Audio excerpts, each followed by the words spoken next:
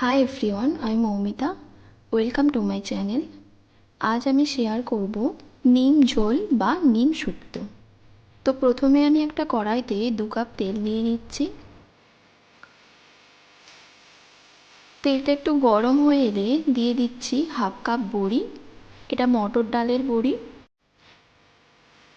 বড়িগুলোকে একটু ভেজে নেব লাল লাল করে 3 মিনিটের মতো। বড়ি ভাজা হয়ে গেছে, এবার তুলে রাখবো।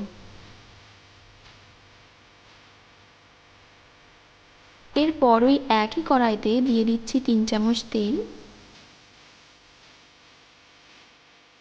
তেলটা একটু গরম হয়ে এলে দিচ্ছি হাফ বেগুন।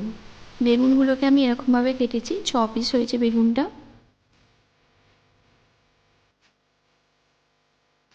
বেগুনগুলোকে একটু হালকা করে ভেজে নেব 2-3 মিনিটের মতো।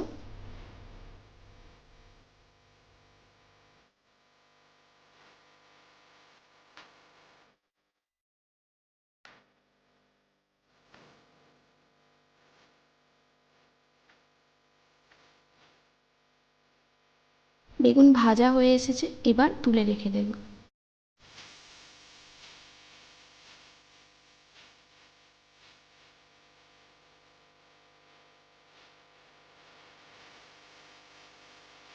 এরপর দিয়ে দিচ্ছি আরও 2 চামচ তেল।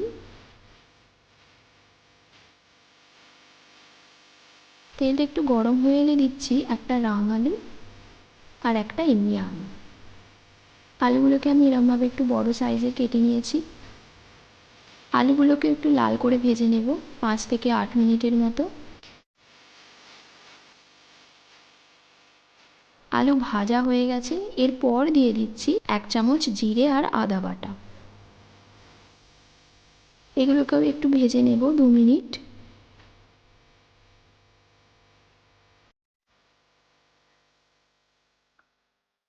এরপর দিচ্ছি 1 চামচ নুন, 1 চামচ হলুদ গুঁড়ো আর সামান্য জল। এবার এগুলোকে 2 মিনিটের মতো একটু নেড়ে নেব।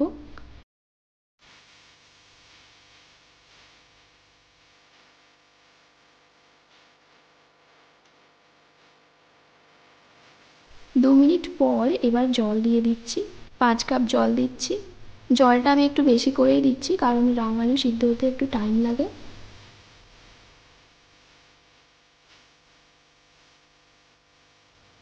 এরপর একটু ফুটে এলে দিয়ে দিচ্ছি 5 থেকে 6 পিস ডাঁটা আর দিয়ে দিচ্ছি ভেজে রাখা বেগুন।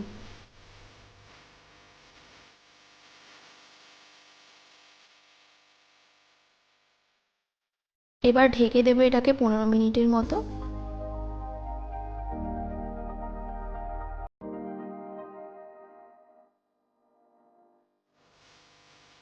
এরপর দিয়ে দিচ্ছি ভেজে রাখা বড়ি।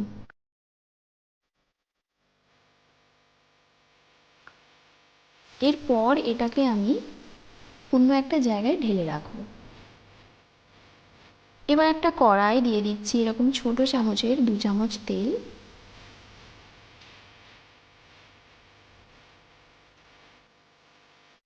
তেলটা একটু গরম হয়ে এলে দিচ্ছি একটা তেজপাতা আর 1/2 চামচ পাঁচফোড়ন। এটাকে কয়েক সেকেন্ড ভেজে নেব।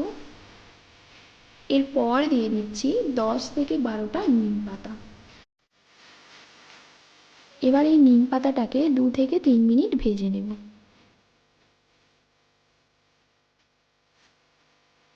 ভাজা হয়ে গেছে, এবার ওই তৈরি করে রাখা ঝোলটা এতে ঢেলে দেব।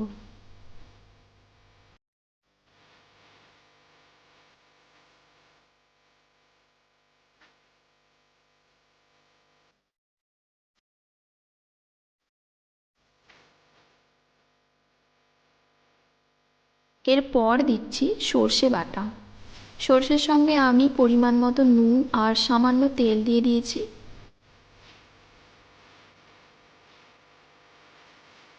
এবার এটাকে 2 মিনিটের মতো একটু ফুটিয়ে নামিয়ে নেব।